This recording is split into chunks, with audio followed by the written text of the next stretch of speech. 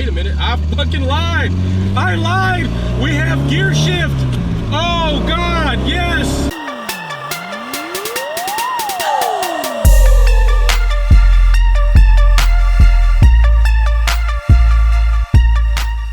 All right, so what's going on? So we're back. We're finally gonna get an opportunity to do the cluster test. All right, so you should have already seen the video when we first got the cluster installed to the point where we were troubleshooting and finding out a fix for the Bluetooth connection, which was an issue. Still waiting on parts for that. Some of the parts have already arrived. Still waiting on Honda to get me some parts. Also, Anthony down in Wireware, Miami is sending us up a gift. You're gonna wanna make sure that you see that. It's pretty awesome. By the way, thanks Wireware Miami. Anthony, I really appreciate the gesture. Those guys in there, great customer support, tech support, all of that good shit. So when you get the cluster, it does come with somebody that is available to reach out to you and figure out ways to get a handle on the shit. But anyway, we're gonna do the drive test today. So 2 key things that I'm looking for today, especially, and 1 extra bonus thing that we're gonna adhere to, so it's kind of like a 2-in-1 video, is we're looking for the RPMs, okay? We wanna see if the RPM's on, and the way we're kind of gonna have a standard for that is when VTEC kicks in, does that gold Wolfpack medallion illuminate? Because that gold Wolfpack medallion is supposed to be the crossover of VTEC coming on. The other thing we want to check is the red line. When red line comes, you should see the screen flash, see harsh time DC come up. So we want to see when these events happen, does the cluster indicate that? Another thing that we're going to pay attention to is the Pro Sport fuel gauge. If you get the upgrade, you're going to get this fuel gauge. So there are settings. We will go over those settings post the drive test to kind of go over some different things and discuss that. Excuse me, I just had a very thick chocolate brownie. It was pretty damn delicious. All right, anyway. So yeah, so other than that, we want to see that. And there's some things that I want to show you on that so that you don't mistakenly think the gauge doesn't work, because it does have some pretty noticeable variances that if you're not aware of, you'll think that this gauge is broken, no matter what you do, no matter what setting you choose, all this bullshit. So we're gonna kind of address that as we're going through the video. I'm gonna get this car started up and warmed up, but as it's warming up, I gotta get that thing out of the way. So yeah, a little workout in the process of getting this car. That tire is roughly about 220 pounds. So yeah, that's on the other channel. Just finished the workout too, so let's get this car warmed up.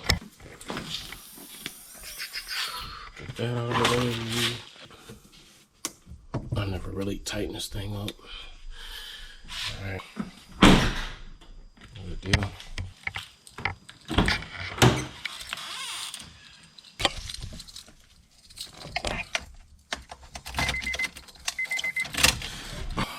Right now, I'll wait for the element to heat up.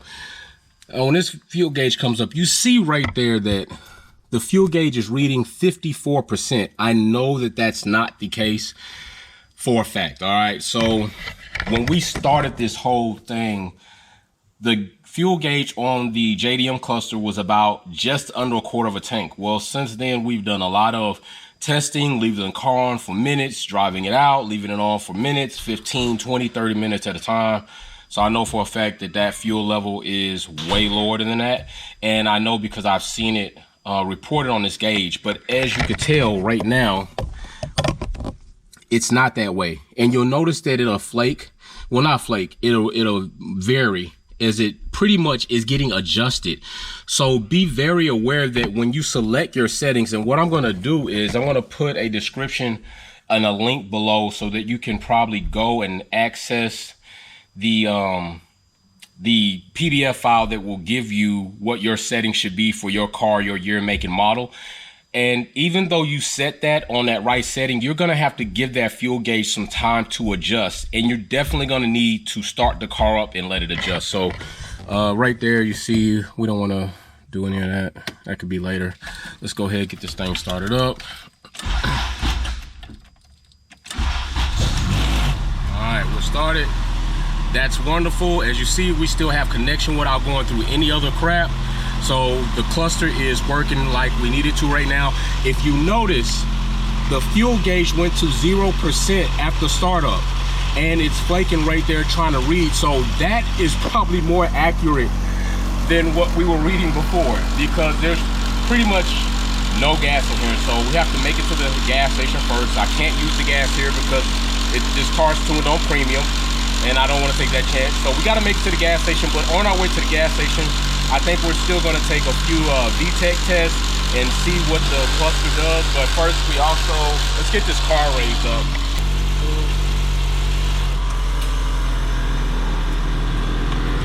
All right, let's get this shit out of the way.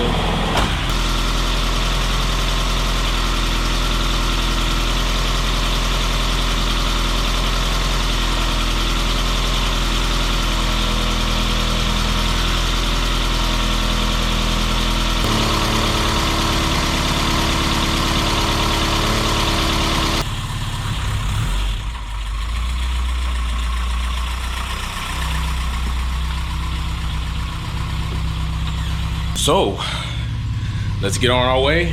Hopefully I make it back. Hopefully I make it there. Gotta make it there first. It's dirty by standards, by anybody's standards actually. All right, so your closest shit. Let's go ahead and my lips are a little moisturized. Somebody gave me a kiss, my wife maybe. Let's try to mount this thing up here. Let's see if you can see that. Can you see the cluster? Oh yeah, all right. So we got a good view of the cluster. Hopefully it stays that way.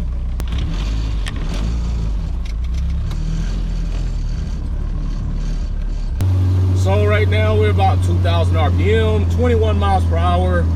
Before this cluster, I had the JDM cluster, so it was in kilometers, so I really didn't give a shit how fast I was going. I was trying to judge my speed just kind of, you know, on the fly based off my RPM revs. But now that should be pretty accurate reading from the S300 on data.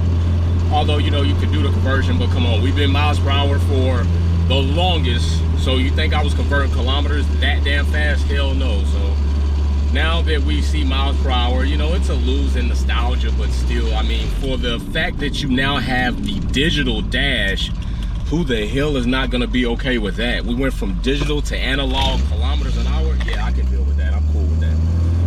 So we're about to get ready to do a little pull here, as long as we don't have anybody that pulls out in front of us, and see if this VTEC kicks and if that Wolfpack logo illuminates. So here we go.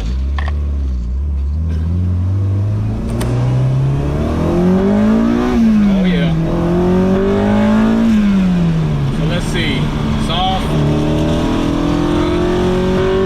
It's a little off. So the VTEC indication is a little off because it looks to me like the VTEC is kicking in around 6,000 or so RPM, and that Wolfpack logo illuminates at 5, and VTEC actually kicks in right around there. So we're a little off.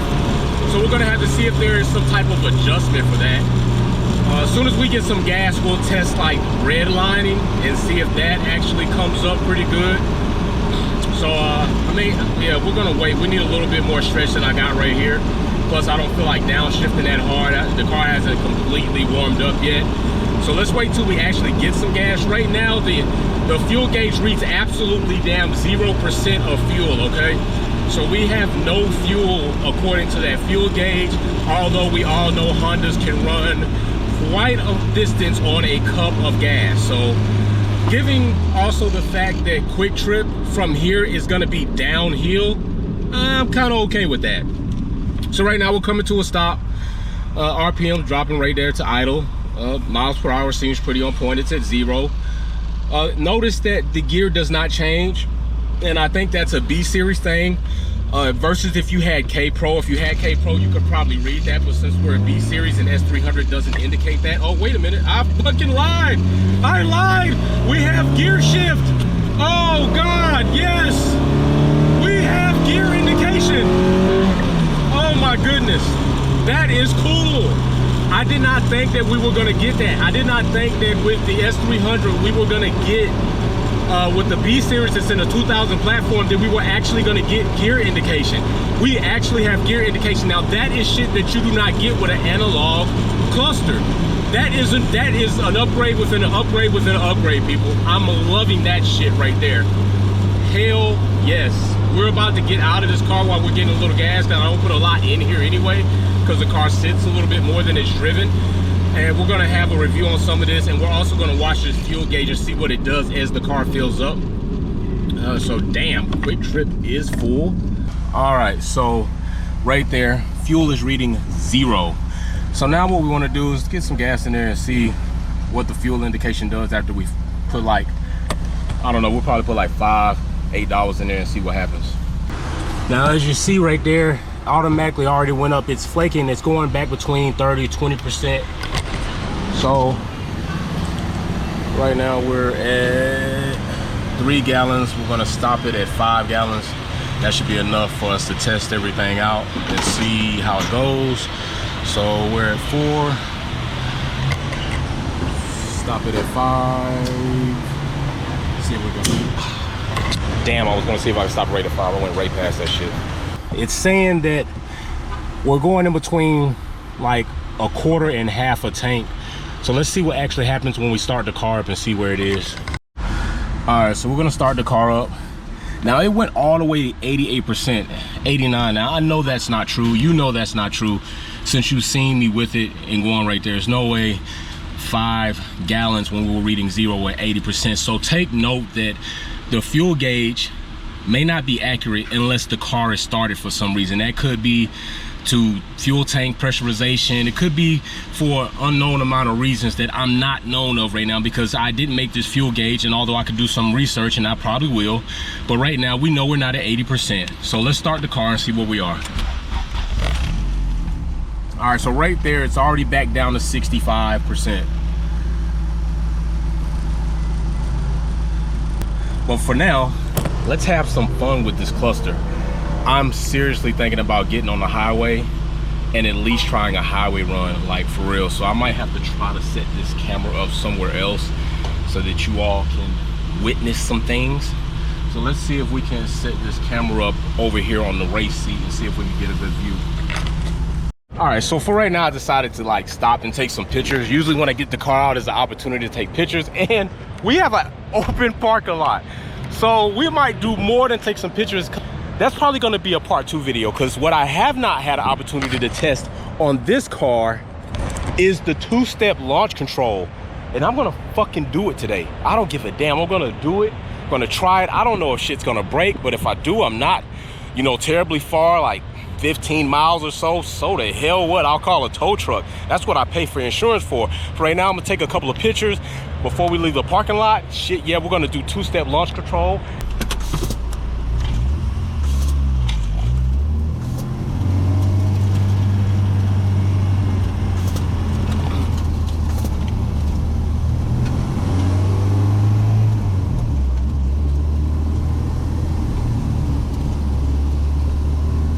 Okay, so right now we got second gear, 2,900 RPM. Like I said on the way up, I did notice that the VTEC indication was a tad off. We'll say a tad. Was a tad off in comparison to the actual VTEC kicking in. I didn't even pay attention while I was doing that launch. If the red line kicked in, because I know I hit red line because I heard it tapping. So we're probably gonna find us a nice little space, headed up, and see if the red line will kick in, and I'll probably keep it in second gear. That way I know I'm not like over the speed limit. At least I won't get hit for that, and then we'll go from there. So right now I'm loving it. Now I do notice that the float, when you come out of gear and actually come in and you're in neutral, the gear shift numbers kind of float to like 5th.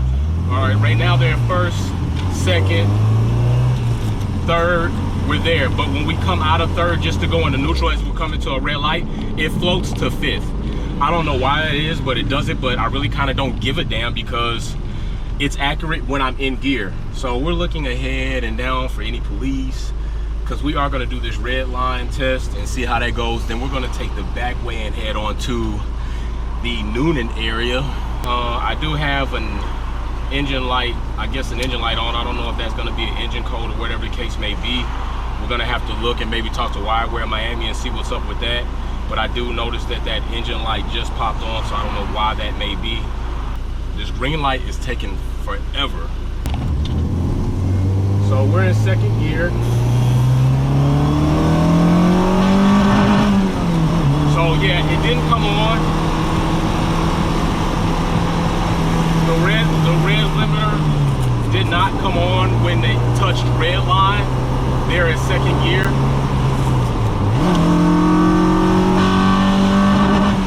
So yeah, we're not getting that either. So evidently there's some settings that are off. My red line evidently is set way before 8 or 9 grand. With that being said, that needs to be adjusted, because technically when I hit red line, it's supposed to flash harsh sound DC, and the screen is supposed to like go like flashing haywire. It looks pretty cool, but we're not getting that right now. So that's the second DO1 I've seen today. All right, so we're back, and the cluster at some point it just blacked out. I got no screen touching it. There it goes. It's kind of powering back up. So I'm wondering what's going on with that. That's the first time it's come on since I touched it. So I'm wondering if maybe we have something going on inside the cluster, because it just basically blacked out and now it's powering back up now that I touched it. Now I know everything is soldered on my end, so I'm really not concerned at this point in time of it being something external. It's probably something inside. I don't know if maybe, I mean, it shouldn't have went to sleep. We were in action. But let's see if it powers up and see if it's still connected to the S300. So right there, connectivity is back up. It's reading everything. We still got this check engine, and I'm wondering what that is. And I'm interested to see if we tap on it, will we see something, or maybe we have to go to garage. If you tap up here, you can go to garage and see what's going on, hopefully. So let's see if we tap up here, go to garage, let this car roll in. Now we're not in first gear, by the way, we're in neutral, so that's just reading something. It's taking a little long to go to the garage setting. So here we go. As soon as it rolls in. All right, so right here, tap hood to set engine parameters, which is something we haven't seen. Tap vehicle adjust. So let's adjust that name. That my supercar shit. Let's go harsh times D, and there it goes. It blacked out again. So it's blacking out, and I don't know why. That's something we're gonna have to talk to Wireware about. So that's interesting. Let's go ahead and recap. That's something I can figure out later to why that is blacking out. I'll get on the phone with Wireware in Miami, and me and Anthony can walk through it and see what's going on and go from there. We might even have to pull the cluster back out just to make sure there are no shorts on my end, which I don't think there are. And if not, then that means internally the cluster might be experiencing some difficulty. But I was really interested to try to find out what was going on with that. But as for the fuel gauge, it is reading 58%. We only put 5 gallons in there, so even that itself is a little off. And as far as on my concern, it's a concern to me, because when you do certain car shows in convention centers, they usually have a stipulation where they don't want any car over a quarter tank of gas, or sometimes they want no car less than a quarter tank of gas. So just really depends on the venue, and that could be an issue for us to work out if we're only a quarter tank but it's reading 50%, and now we have to be damn near on empty for it to read less than that, or vice versa. Now the other way we shouldn't have the issue, because evidently I put 5 gallons in here and it's reading over half full. So we'll just take that. But listen, we're gonna wrap this video up, go from there. I hope you all enjoyed it. We're gonna do a follow-up with this cluster.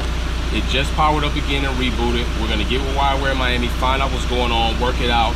These are things you have to work through when you're talking about new technology and implementing new things in your car. You're gonna have little growing pains, but this is a beautiful part of this, because as we go through it and I give them feedback and they give me feedback and we come to solutions with Honda, Wireware, and Wolfpack, that just helps them develop a better product for us all. So I'm not upset about it at all. I mean, I'm loving the functionality of it, and I'm loving the application of it. The functionality of it, of course, right now is having a little issue, but it's nothing that I don't regret it. I'm still like full steam ahead on this shit. So I'm out of here, about to enjoy the rest of this day. Peace.